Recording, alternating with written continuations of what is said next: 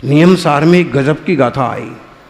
वहाँ पर वो कहते हैं आचार्य देव कुंदकुंद स्वामी कि जैसे कोई व्यक्ति निधि पाकर के चुपचाप उसका भोग करता है, किसी को बताता नहीं है क्या क्या मिला, क्या कमाई की राजेश जी, किसी को बताएंगे नहीं कमाई क्या की।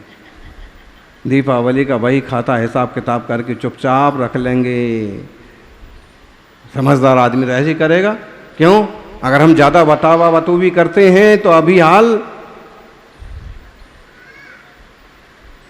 लेने वालों की कमी थोड़ी है।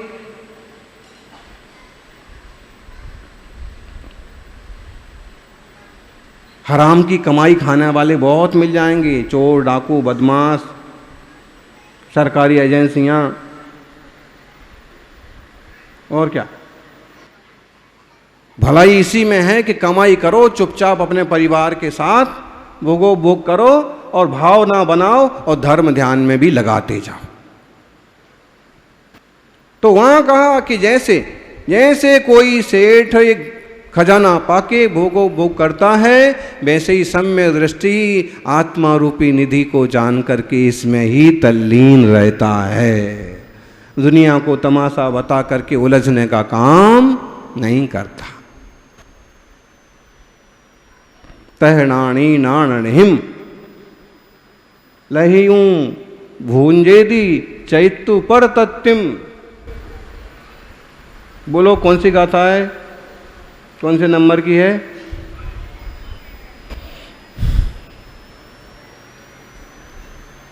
बोलो जी प्रदीप जी।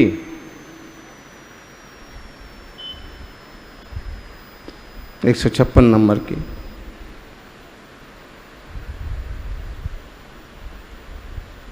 गजब की बात है।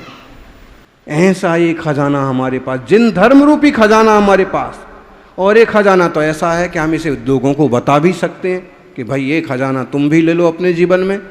सदाचार का, शाकाहार का, अहिंसा का, भक्ति का, प्रेम का एक खजाना ले लो, सबका जीवन मंगलमय हो जाएगा।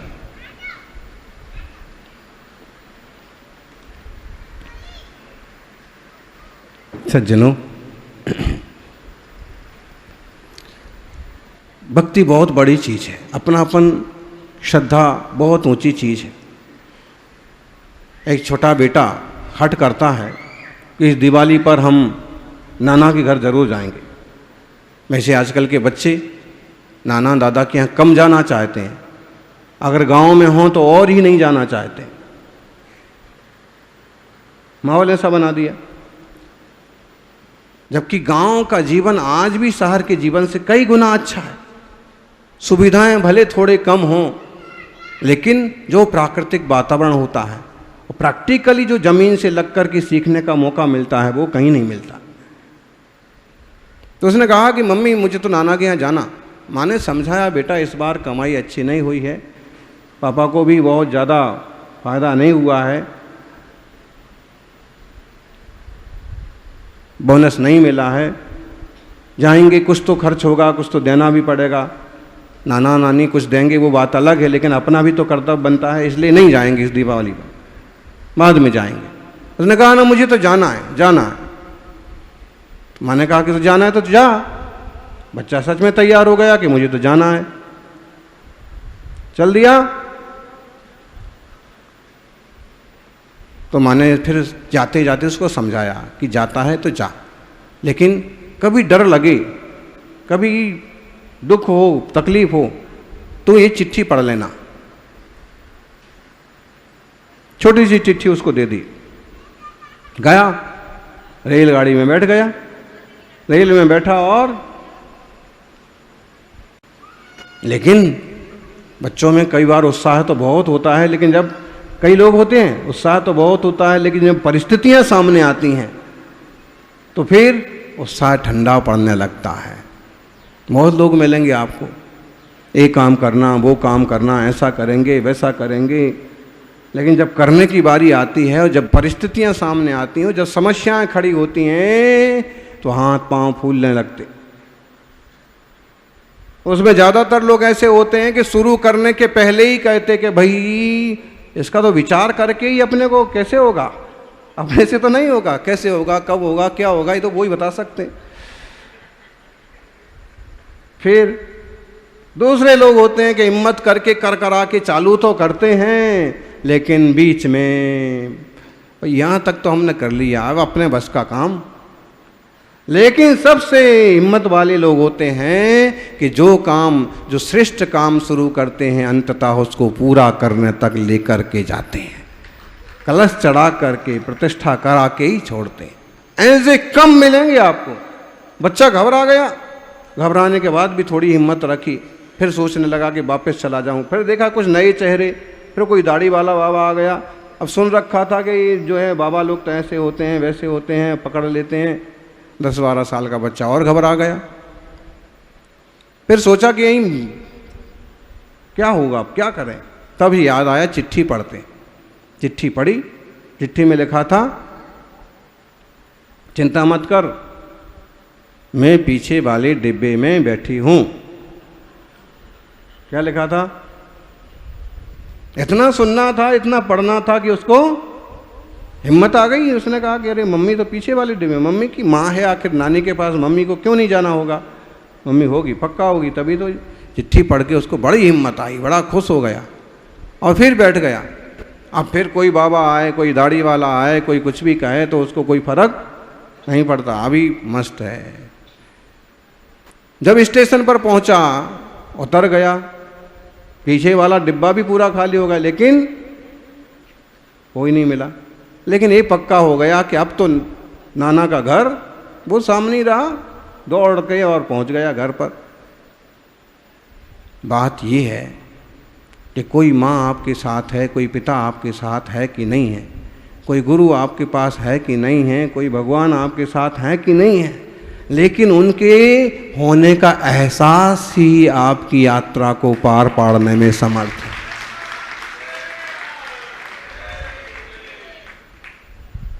तपस्वी सम्राट गुरुवर सन्मति सागर जी हैं जैसे, तो उनकी उपस्थिति का एहसास है, पक्का है कि समाधि हुई है, उत्तम देव बने हैं, सब ठीक है, लेकिन उनकी उपस्थिति का एहसास करने से ही धैर्य मिलता है, संबल मिलता है, कार्य होते हैं। ऐसे ही और जिनवाणी माँ तो उपस्थित है, भले पीछे वाली अलमारी में हो, मंदिर वाली अलमारी में रखी हो, है तो मुनिराज भले दूर बैठे हों, लेकिन है तो उपस्थिति, एहसास, ऐसे ही प्रभु जी उपस्थित हैं, मेरे दिल में विराजमान है। इस तरह के एहसास से जीव को साहस मिलता है, सन्मार्ग पर बढ़ने की हिम्मत मिलती है। मेरे से कोई पाप ना हो जाए, मेरे से कोई दोष ना हो जाए, कोई आसाधना ना हो जाए, इस तरह की सावधानी बनी रहती है। इसलिए एहसास करो। और ये भक्ति रूपी गंगा, आचार्य देव ने कहाँ कहाँ से ऐसे सुंदर उदाहरण और शब्द खोजे। भक्ति रूपी गंगा बोले कहाँ से निकलती है? अब लोग कहते हैं कि शिव जी के जटाओं में गंगा एक देवी है, उसके मुंह से निकलती, जबकि तिलोय प्रणति में ये लिखा है कि हिमालय पर्वत से गिरती है और नीचे भगवान जिनेंद्र की बड़ी सारी प्रतिमा है, उसके माथे पर गिर करके आगे बहती है। बात लगभग वही हो गई। यहाँ थोड़ा सा और उसको एक प्रैक्टिकली पेश किया। प्रत्युत्पन्ना नय हिमगिरे रायता चामृताब्धे या देव त्वत्पदकमलयोः संगता भक्ति गंगा चेतस्तस्यां मम रुचिवसा दाप्लुतं क्षंलिताः कल्मा संयद भवति किमियं देव संदेह भूमि। शिव जी से गंगा निकली, ऐसे लोग मानते हैं। आजकल तो गंगोत्री सबको पता है कि कहाँ है, और वहाँ ऐसा कोई नहीं है कि, फिर भी लोक मान्यताएं अपने हिसाब से चलती रहती हैं। अब यहाँ इसका मतलब ये लेना, शिव का मतलब ऋषभ देव, शिव का मतलब ऋषभ, और ऋषभ देव की जो दिव्य ध्वनि खिरी, वो जिन वचन रूपी गंगा। फिर वो जिन वचन रूपी गंगा वहां से निकल के कहाँ तक जाती? सर्वांग से खिरती है। इसलिए लोगों ने कल्पना कर ली, हे देव नए हिमगिरे। नए हिमगिरे मतलब नए रूपी हिमगिरी। कहाँ से निकलती है जिन वचन रूपी गंगा? बिना नए निश्चय, बिना प्रमाण के जिनवाणी को समझा नहीं जा सकता। तो जिन वचन रूपी गंगा श्यादबाद रूपी हिमालय से निकलती है। सांची तो गंगा ये वीत रागवाणी। अविचिन्न धारा जिन धर्म की कहानी। कहाँ से निकलती है? वीरे हिमाचल निकिसी गुरु गौतम के मुख कुंड धरी है। बोलो, ये पुरानी पुरानी स्तुतियां जबरदस्त हैं। कहाँ से निकली? वीर जिनेन्द्र रूपी हिमालय पर्वत से निकली। फिर कौन से कुंड में गिरी? गुरु गौतम गणधर रूपी कुंड में गिरी। फिर वहां से हम सब तक पहुंची। तो नए रूपी हिमालय पर्वत से प्रत्युत्पन्न उत्पन्न हुई और अमृताब्धा। अमृताब्ध, अमृत समुद्र कौन सा है? मोक्ष, जहां फिर कोई मरता नहीं है। एक बार सिद्ध हो गए। अमृताब्धा, अमृत तक, अमृताब्ध तक आया था। लंबी, कितनी लंबी हो गई नदी? निकलती तो है जिन वचन के मुख नए निक्षेपों से और जाती है मोक्ष तक। इतनी बड़ी लंबी नदी, इतनी लंबी नदी तो दुनिया में कोई है ही नहीं। लेकिन ये जिन वचन रूपी गंगा है इतनी लंबी, जो यह त्वत्पद कमल हो, आपके चरण कमल संबंधी भक्ति रूपी गंगा। भक्ति बिना नए निक्षेपों के संभव नहीं है।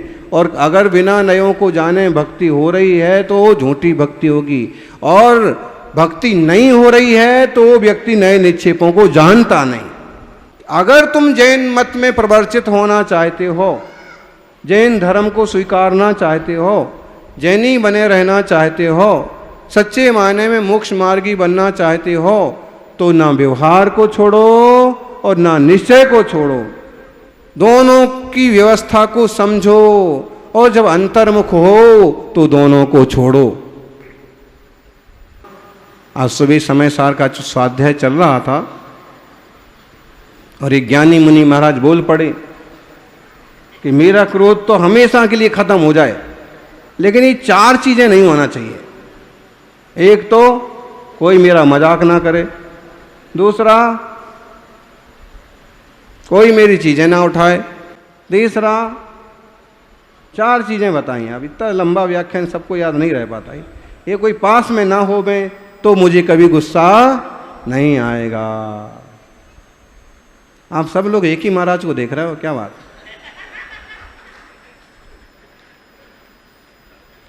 तो फिर उनको कहा कि ये 4 चीजें तो दुनिया में तुम कहीं भी जाओगे, विरोधी मिलेंगे, अपमान करने वाले मिलेंगे, टांग खींचने वाले मिलेंगे, किसी पर्याय में चले जाओ,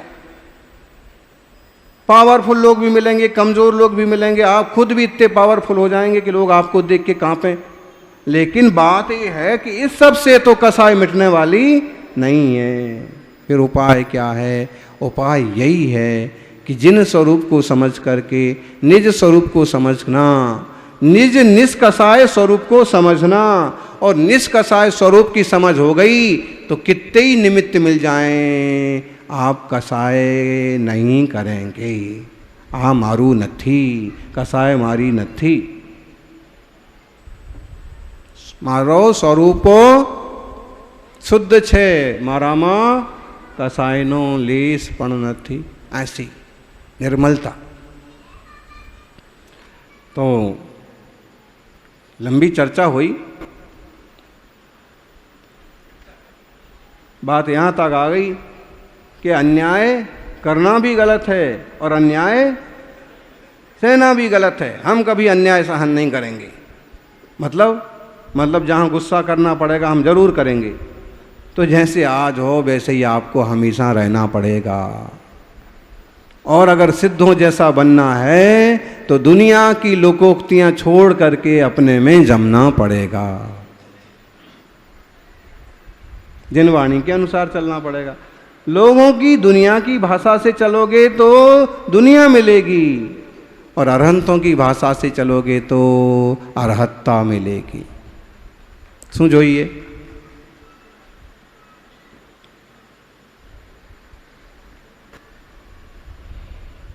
भक्ति का प्रताप देखो।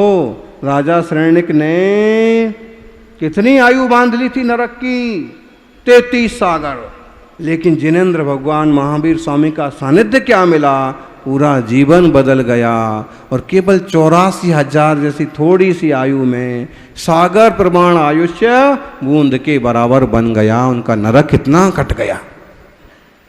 भक्ति नए से ये जो भक्ति रूपी गंगा है, ये आपकी चरण कमल रूपी भक्ति गंगा है, इसमें रुचि बस प्रेम की बस होकर जो आप्लुतम डूब जाता है, ऐसा मेरा चित्त जो छालिता हम कलमासम, जिस भक्ति से पाप का मैल धुल जाता है, पाप रूपी कालिमा धुल जाती है, पाप रूपी रज खत्म हो जाती है, ऐसी यह भक्ति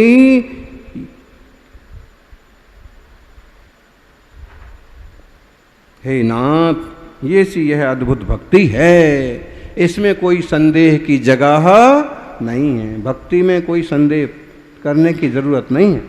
भस्ते डेवोटी देन बी गॉड। पहले एक अच्छे भक्त बनो, उसके बाद भगवान बनने का रास्ता आप वहाँ मिल जाएगा। सानिध्य में तो आओ, वहाँ तक पहुँचो तो सही। जैसे लोगों के सानिध्य में रहते हैं हम वैसे बन जाते हैं, धर्मात्माओं के सानिध्य में रहते हैं धर्मात्मा बन जाते हैं, राजनीतिज्ञों के सानिध्य में रहते हैं तो विधायक बन जाते हैं, दोनों के सानिध्य में रहते हैं दोनों ही बन जाते हैं। माहौल का, संगति का जबरदस्त प्रभाव पड़ता है। मुनि राजों के सानिध्य में रहते हैं तो थोड़े बहुत व्रत भी जरूर मिल जाते हैं, और अरहंतों के सानिध्य में रहते हैं तो कभी न कभी आत्मा अरहंत भी बन जाएगा। ऐसा मंगलमय भक्ति का मार्ग हम अपनाएं, और सिद्धों के सानिध्य में रहने का मौका तो एकदम सामने है। शायद 4-5 दिन बाद और अष्टांगिका का क्या जलसा होगा, और कैसे भक्ति भाव पूर्वक यहाँ अर्घ चढ़ेंगे, वो आप तो करेंगे, देखने के लिए लोग दूर दूर से आएंगे। उसमें सभी लोग इस भक्ति की गंगा में स्नान करने का मौका बिल्कुल ना चूकें। किसी भी लेवल पर जरूर सम्मिलित हों, और सुबह का 7 से 10 का टाइम 10:30 होंगे, और अद्भुत अपने चेतन को, अपने मन को आनंद दिलाने का ये अद्भुत अवसर है। जय बोलिए सिद्ध चक्र महामंडल विधान की।